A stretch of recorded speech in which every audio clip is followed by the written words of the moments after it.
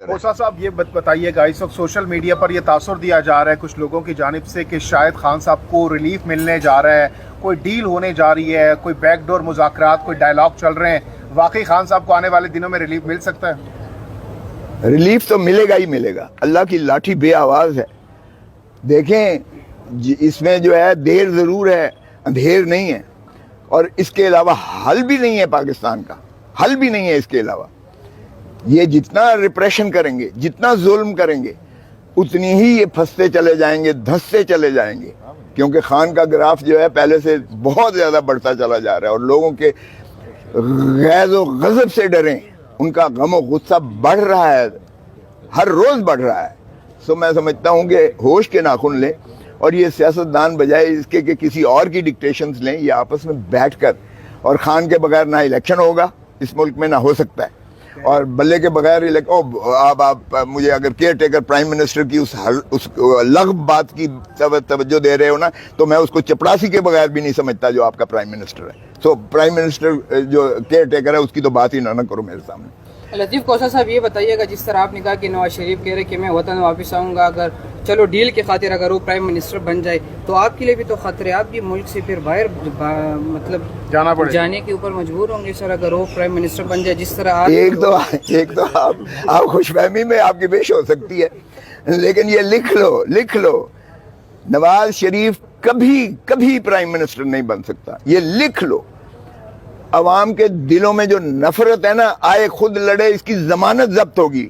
لاہور سے ایک سیٹ مسلم لیگ نون نہیں نکال سکے گی، میں آپ کو بتا رہا ہوں۔ کا دعویٰ کر رہے ہیں 10 لاکھ لوگ کہہ رہے ہیں استقبال کریں گے۔ ہاں فرشتے آ جائیں گے 10 لاکھ، بالکل جو ہے یہ۔ لطیف کوسا صاحب، آپ پھر اگر میاں نواز شریف کو مستقبل میں وزیر اعظم نہیں دیکھ رہے تو پھر آپ کیا سمجھتے ہیں کہ ان کے بعد ملک کا وزیر اعظم کون ہے؟ جمہور کو حق دو، یہ عوام کو حق دو، یہ کلیکٹیو وزڈم، سانجھی سوچ کو یہ حق دو، یہی آئین کا تقاضا ہے۔ لیٹ دا پیپل ڈیسائیڈ دس۔ میں کون ہوتا ہوں کہ کسی کو جو ہے نام لوں وزیر اعظم؟ یہ پاکستان کے 25 کروڑ عوام کا استحقاق ہے، انہیں دو، یہی ریاست ہے، یہی آئین کہتا ہے، وہ جس کو بنائے۔ او بھائی کیا ہوگا اگر عمران خان 2/3 میجورٹی لے کر پرائم منسٹر بن جائے گا؟ کیا ہو جائے گا؟ بے نظیر بھٹو کو انہوں نے ہاتھ پاؤں باندھ کر، فاروق لغاری نے، سجاد علی شاہ چیف جسٹس نے، اور اس وقت کے آرمی چیف نے ہاتھ پیر باندھ کر الیکشن میں جھونکا تھا۔ 0 ایک سیٹ نہیں ملی تھی پنجاب سے، 14 کی 14 نیشنل اسمبلی کی صرف سندھ سے تھیں، اور 3 اور تھیں۔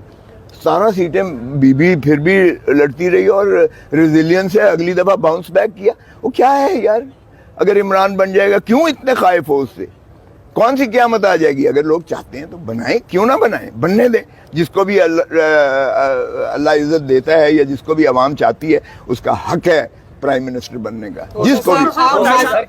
خان صاحب اٹک جیل سے جو ہے وہ کہہ رہے تھے مجھے نہیں جانا ہے، لیکن اس کے باوجود اڈیالہ جیل منتقل کیا گیا، وجہ صاف ظاہر ہے۔ یہ جس طرح ان کو توشہ خانہ میں سزا کرائی گئی ہے، جس انداز سے کرائی گئی ہے، جس بھونڈے طریقے سے کرائی گئی ہے، ان کو صفائی کا کلوز کر دیا گیا، وکیل کو بحث نہیں کرنے دی ہے، عدالت عالیہ کے فیصلے ماننے سے اس نے انکار کر دیا، اور جس طرح بلڈوز کر کے سزا کی، اور پھر اسی شام کو انعام کے طور پر لندن میں اس جج صاحب کو بھیج دیا گیا۔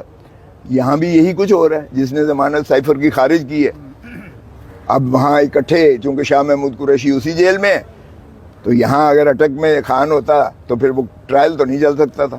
اچھا، تو یہ ٹرائل چلانے کے لیے ایک ہی جیل میں بھیجا ہے، اور یہ اب نیت ان کی یہی ہے کہ اس میں، اور شرم آنی چاہیے، اس میں تو دنیا کا کوئی پاگل جج بھی ہوگا تو سزا نہیں کر سکتا، اس لیے کہ یہ پاکستان کی 25 کروڑ عوام کو کے عزت اور ناموس کو للکارا ہے۔ ایک ڈونلڈ لو نے، ایک 3rd کلاس بیوروکریٹ کہہ رہا ہے پاکستان کو کہ تم اپنے وزیر اعظم کو نکالو گے تو امریکہ تمہیں معاف کر دے گا۔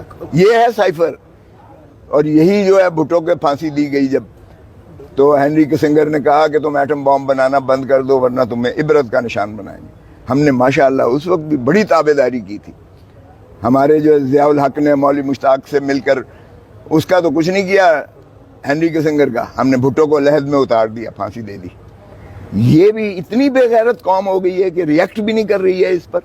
اس میں کون سا دفاع مجھے بتائیں سیکریسی ایکٹ کے کون سے دفعے کی شک جو ہے وہ، کون سا پاکستان کی تنصیب خطرے میں پڑ گئی ہے؟ کون سے پاکستان کے دشمن کے ہاتھ میں یہ سائفر اگر آ بھی جائے تو اس میں کیا جو ہے آپ کا ڈیفنس جو ہے کمزور ہوتی ہے یا ہٹ ہوتی ہے یا افیکٹ ہوتی ہے یا اس کو متاثر کیا جاتا ہے. اچھا. اور یہ 1923 کا قانون یہ تاج برطانیہ نے بنایا تھا آپ کو غلام رکھنے کے لیے. 1923 ہی کا آفیشیل سیکریسی ایکٹ آج بھی لگایا گیا ہے. غلام ہو نا آپ, اب برطانیہ کی بجائے آپ امریکہ کے غلام ہو تو سو آپ کو غلامی اسی طرح ہی ہوگا. ایک پرائم منسٹر کو پھانسی دی ہے, دوسرے کو اندر کیا ہوا ہے ہم نے. یہ عوام جب تک اٹھے گی نہیں, اور خان صرف عوام کے لیے, وہ کہتا ہے میں مر جاؤں گا مجھے ساری جیلوں میں پھراتے رہیں لیکن میں عوام کو آزادی دلا کے رہوں گا.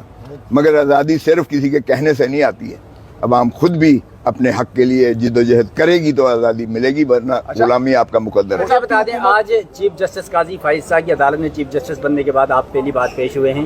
2 بڑے مقدمات چل رہے ہیں سپریم کورٹ میں, ایک پریکٹس اینڈ پروسیجر اور دوسرا فیض آباد دھرنا کیس. کیا سمجھتے ہیں فیض آباد دھرنا کیس میں کس کس کو جو ہے وہ عمل درآمد میں رگڑا جا سکتا ہے؟ لیکن مجھے نہیں پتا, لیکن قاضی فائز عیسیٰ صاحب کی بالکل میں پیش ہوا ہوں. میں نے دیکھا ہے کہ بڑے تحمل اور برداشت سے, بردباری سے وہ مقدمات سن رہے تھے اور بڑی فراخ دلی سے سنے ہیں, فیصلے بھی کیے ہیں انہوں نے. بھلا فیصلہ کسی کے حق میں ہو یا کسی کے خلاف ہو اس سے سروکار نہیں ہے, لیکن انہوں نے عزت اور اس میں تکریم میں کسی کی کوئی یہ نہیں کیا کمی کم از کم. اور جہاں تک تعلق ہے فیصلوں کا, فیض آباد دھرنے کی بات کر رہے ہیں, اس میں ایک نے تو واپس لے لیا ہے اپنا, دوسرا جو ہے اس کو وہ لاپتہ ہے. وہ شیخ رشید صاحب جو ہیں وہ ان کا پتہ نہیں ہے کہ وہ کہاں ہیں, وہ بھی ان کی جانب سے بھی طوالت کی التبا کی درخواست دی گئی ہے. اب ایسے کیس میں آئی بی نے بھی واپس کر لیا. اچھا, تو بس آپ پھر سمجھ لیں کہ اس ملک میں کیا ہو رہا ہے اور کون اس ملک میں جو ہے حکمرانی کر رہا ہے.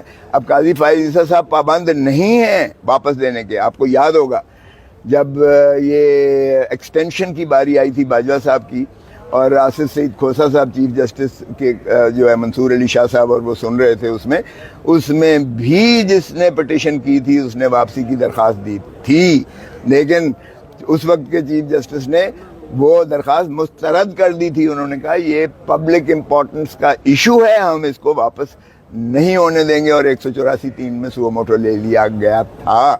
تو اس میں بھی اس میں پابند نہیں ہے قاضی صاحب واپسی دینے کے. اب دیکھتے ہیں کل کیا کرتے ہیں یہ کس طرح. کھوسہ صاحب, یہ سیویلین کا جو ملٹری کورٹس میں ٹرائل کا جو کیس ہے سپریم کورٹ میں, آپ کیا سمجھتے ہیں کہ یہ کب تک لگے گا اس میں اور کب تک؟ دیکھیں, یہ تو مجھے کوئی ایسا اس میں وہ دوسری رائے اور شائبہ بھی نہیں ہے کہ قاضی فائز عیسیٰ صاحب کمیٹڈ ہیں اس میں. انہوں نے 2015 میں جو فیصلہ دیا تھا, انہوں نے آئینی ترامیم بھی اڑا دی تھی کہ جو سویلینز کا ٹرائل ملٹری کورٹس میں نہیں کیا جا سکتا, آئین کی ترمیم سے بھی نہیں کیا جا سکتا. اچھا, 21ویں اور 23ویں ترمیم تو 22.